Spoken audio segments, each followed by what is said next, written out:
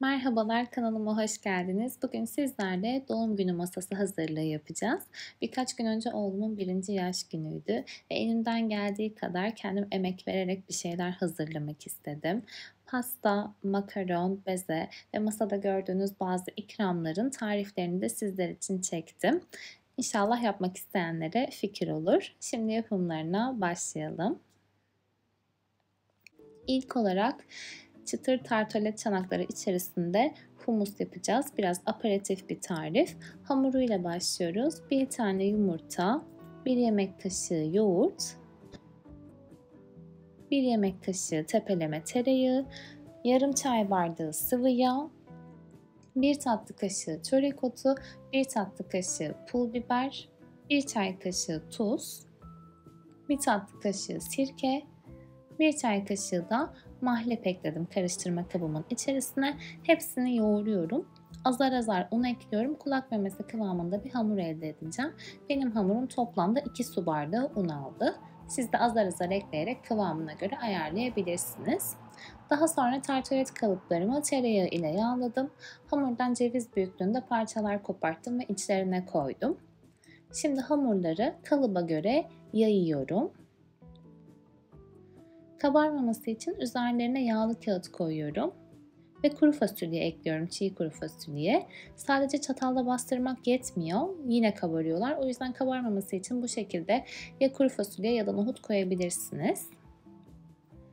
Şimdi humusu hazırlıyoruz. 3 su bardağı haşlanmış nohut, 4-5 yemek kaşığı tahin, 1 limonun suyu. Bunların hepsini rondoya koyuyorum.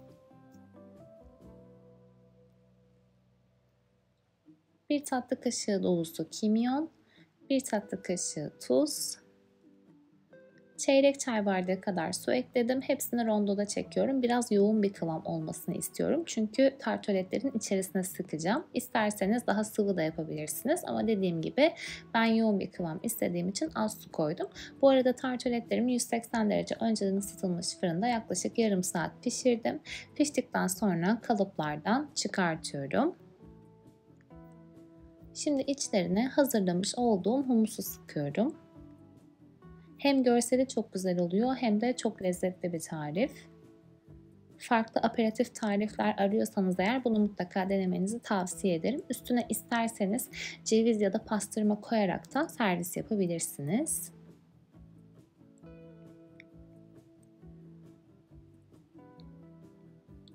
Bitmiş hali bu şekilde.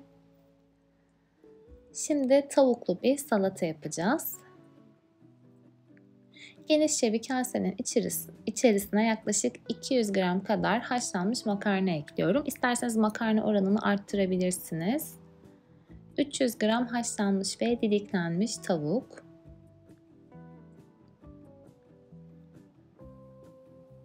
6-7 tane küçük doğranmış kornişon turşu. 5 tane biberi közlemiştim fırında 200 derecede. Kabuklarını soyuyorum. Ve biberleri küp küp doğruyorum. İsterseniz hazır kavanozlarda satılan közlenmiş biberlerden de kullanabilirsiniz. Biberleri de ekledim. Bir küçük konserve mısır ekliyorum. Yarım bağ ince kıyılmış dereotu. Hepsini karıştırıyorum. En son üzerine sarımsaklı yoğurt, birkaç kaşık da mayonez ve tuz ekledim. Daha sonra servis kaplarına paylaştırdım. O kısmı çekmemiş ama bitmiş hali bu şekilde. Şimdi lotuslu magnolia yapacağız.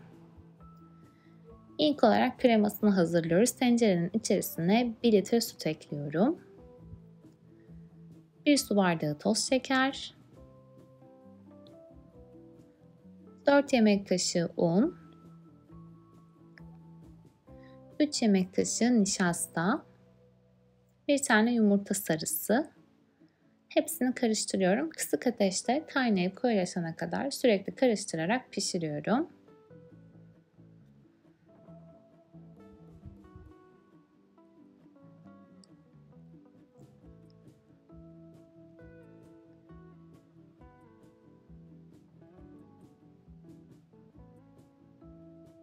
Dibinin tutmaması için sürekli karıştırmak önemli. Kaynayıp koyulaştıktan sonra bir paket vanilya ekliyorum. Altını kapatıyorum bu arada. Bir kutu yani 200 ml sıvı krema ekliyorum. Ben en son 2 yemek kaşığı labne ekledim ama kesinlikle şart değil. Evde olduğu için ekledim. Eklemeseniz de gayet güzel bir krema oluyor. Plexi kapların tabanına lotus bisküvisi koyuyorum. Rondoda un gibi çekmiştim. Elinizde hangi bisküvi varsa onunla yapabilirsiniz. Daha sonra üzerine hazırlamış olduğum kremayı döküyorum. Bu ölçülerle yaklaşık 6-8 tane kup çıkıyor ama benim plexi kaplarım küçük olduğu için daha fazla çıktı. Burada kullanmış olduklarım 120 cc. Aşağıya açıklama kısmına linkini eklerim. Daha sonra üzerine 3 yemek kaşığı benmari usulü eritmiş olduğum lotus kremasını döküyorum. Burada isterseniz çikolatalı sos, karamelli sos, meyveli sos ne istiyorsanız onu tercih edebilirsiniz.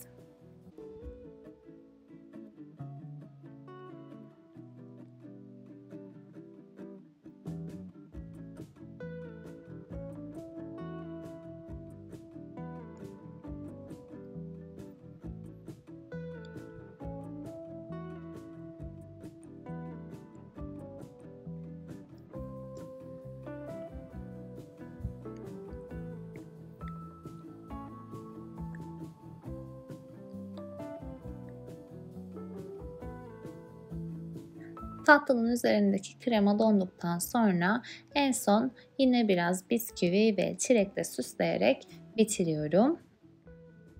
Bu arada çilekleri de pakmayanın kullanıma hazır sade jölesine batırıyorum. O yüzden bu şekilde parlak gözüküyor. Bütün marketlerde satılıyor sanırım. Şimdi pasta yapacağız. Pastanın alt katı strafor, üst katı gerçek pasta. Hemen yapımına başlayalım.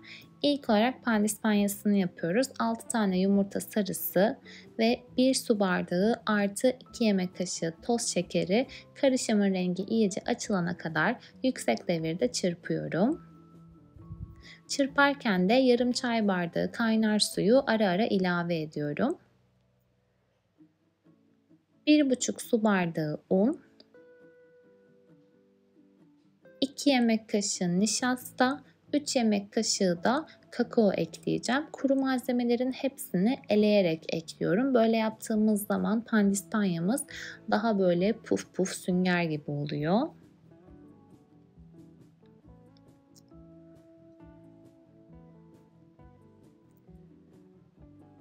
Bir paket vanilya, bir paket de kabartma tozu ekliyorum ve hepsini çırpıyorum. Diğer tarafta 6 tane yumurta akını mikserin içerisine alıyorum. Çok az tuz ekliyorum. Bir çimdik dediğimiz. Ve yüksek devirde çırpmaya başlıyorum. Yumurta akları iyice kabarıp sertleşene kadar çırpmaya devam ediyorum. Yaklaşık 8 dakika boyunca çırpıyorum.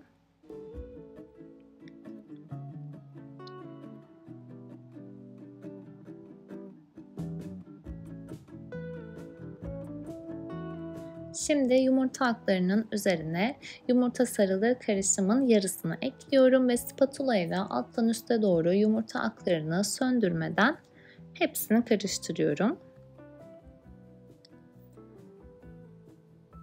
Kalan yarısını da ekliyorum.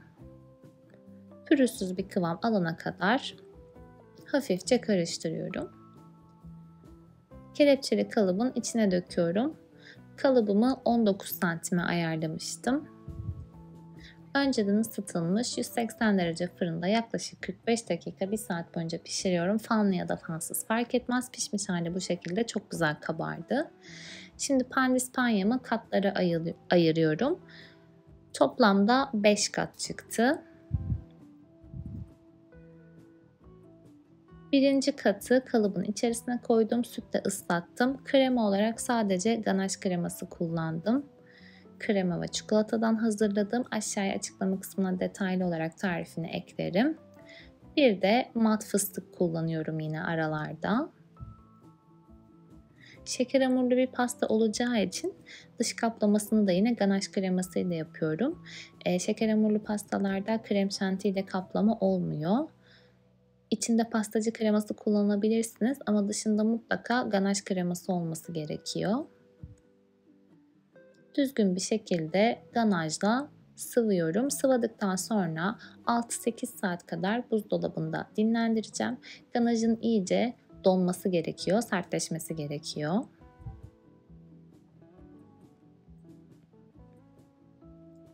Şimdi pastanın kaplamasına başlıyorum. Alt katı görmüş olduğunuz gibi strafor, yani gerçek pasta değil. Açık yeşili bir şeker hamuru kullanıyorum. Oklavayla iyice açıyorum, inceltiyorum. Çok aşırı da ince yapmayın tabii, kopmasın. Daha sonra straforu birazcık suyla ıslatıyorum. Şeker hamurunu üzerine bırakıyorum ve şeker hamuru ütüsü dediğimiz bu aparatlarla kenarlarını iyice düzleştiriyorum. Fazla kısımlarını da kestim. Kenarlarına dekor için bu şekilde hayvan figürlü kurabiye kalıplarım vardı. Bunlarla yine şeker hamurundan dekorlar yapıp kenarlarına yapıştırıyorum. Aslan, zürafa, fil, maymun gibi. Yapıştırmak için de su kullanıyorum. Fırça ile birazcık su sürüp yapıştırabilirsiniz. Hemen birbirini tutuyor zaten. Farklı bir şey kullanmaya gerek kalmıyor.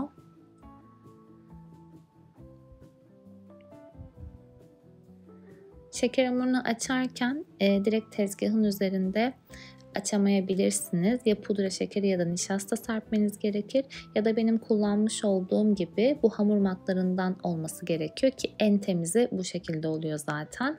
Oklavası da yine onun farklı oluyor. Bu ürünlerin de linkini aşağıya açıklama kısmına eklerim. Bu arada eğitim aldınız mı diye çok fazla soru alıyorum. Benim herhangi bir eğitimim yok. Tamamen YouTube'dan izleyerek öğrendiklerimi uyguluyorum ben de. Ama çok uzun zamandır yapıyorum. Hatta üniversitedeyken siparişte butik pasta yapıyordum. O yüzden çok fazla aparatım var evde.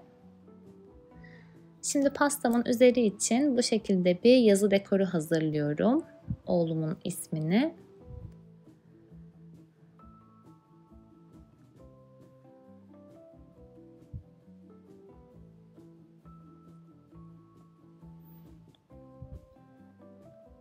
Şimdi gerçek pastayı kaplamaya geçtik. Bunun için de ten rengi şeker hamuru kullanıyorum. Yine aynı şekilde açtım. Hamuru merdaneye sarıyorum ve pastanın üzerine dikkatli bir şekilde bırakıyorum. Yine şeker hamuru ütüsüyle her tarafını düzeltiyorum. İlk düzeltmeleri her zaman elimle yapıyorum. Daha sonra ütüyle her tarafını dediğim gibi düzeltiyorum. Kenarda kalan fazlalıkları da kesiyorum. Pastayı da strafor pastanın üzerine dikkatli bir şekilde koydum. Hazırlamış olduğum yazı dekorunu önüne yapıştırdım. En son üstüne bir dekorunu da koyduktan sonra pastamı tamamlamış oluyorum. Şimdi beze kulesi yapacağız. Bunu uzun zamandır görüyordum ve denemek istiyordum. İlk kez yaptım. Bir beze hamur hazırladım. Bir yumurta akına 1 çay bardağı pudra şekeri olacak şekilde. Daha sonra içerisine gıda boyası ekledim. Ve fırın tepsisine istediğim şekillerde sıkıyorum. Büyüklü küçüklü. Ve 90 derecede yaklaşık 1 saat, 1 saat 15 dakika kadar bezeleri kurutuyorum. Eğer ısı çok yüksek olursa bezeleriniz çatlar. O yüzden düşük ısıda kurutuyoruz.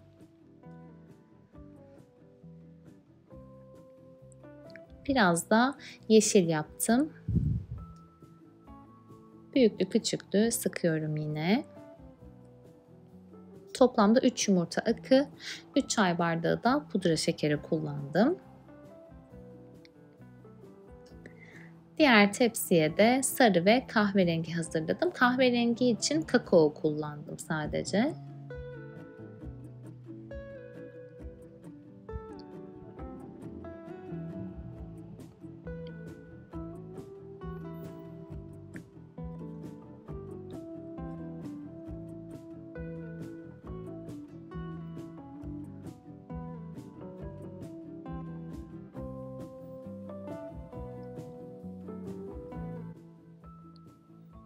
Kahverengi bezeleri de düz duyla sıkıyorum. Tam kahverengi de olmadı, hafif gri gibi oldu ama eğer gıda boyasıyla yaparsanız daha temiz bir sonuç alırsınız diye düşünüyorum.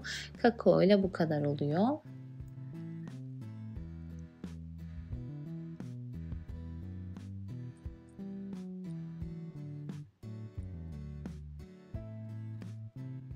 Bezeler piştikten sonra gerisi çok kolay. Bu şekilde straforun üzerine ilk olarak kürdan saplıyorum. Daha sonra pişmiş olan bezeleri de kürdana takıyorum. Hepsini koyduktan sonra çok güzel bir beze kulesi elde etmiş oluyoruz. Masada da çok farklı, çok şık bir görüntü oluşturuyor. Bu straforların linkini de yine aşağıya açıklama kısmına ekleyeceğim. Oradan bakabilirsiniz.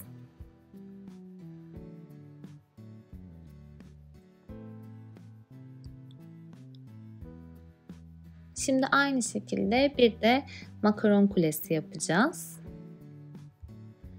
Makaron tarifini detaylı olarak çekmedim çünkü kanalımda zaten mevcut. Oradan izleyebilirsiniz.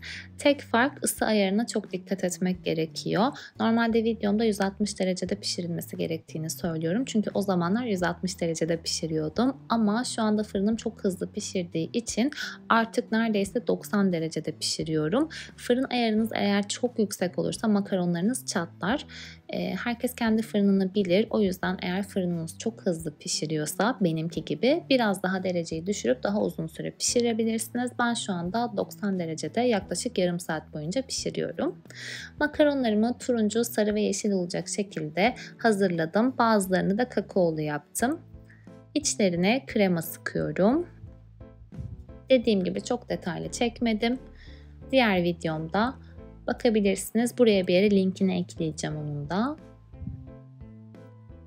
Kremayı sıktıktan sonra sandviç haline getiriyorum.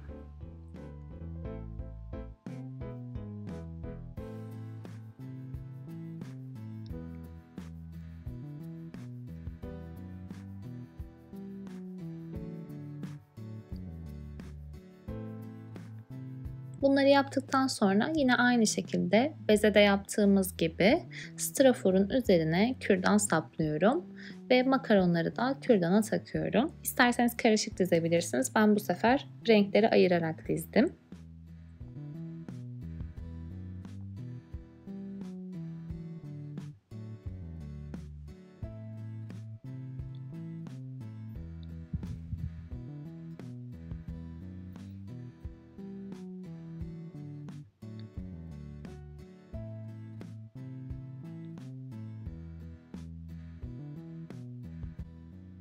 Ve masamın bitmiş hali bu şekilde. Bu balon dekorunu da yine kendim yaptım. Aşağıya bu balon zincirinin linkini de eklerim. Masada bulunan diğer ikramları da eve gelen misafirlerimiz getirdi. Ek olarak sarma, börek ve mercimek köftesi var. Mercimek köftesini yaparken bu sefer çanak şeklinde yaptım. Ve içlerine yeşillik koydum. Sunum olarak farklı biraz daha. Size de fikir olması açısından söyleyeyim. Daha sonra birer tane de limon ekledim üzerlerine. Umarım sizlere de fikir olmuştur doğum günü partisi yapmak isteyenler için. Videomu beğenmeyi, kanalıma abone olmayı ve yorum bırakmayı unutmayın lütfen. Bir sonraki videoda görüşmek üzere. Şimdilik hoşça kalın.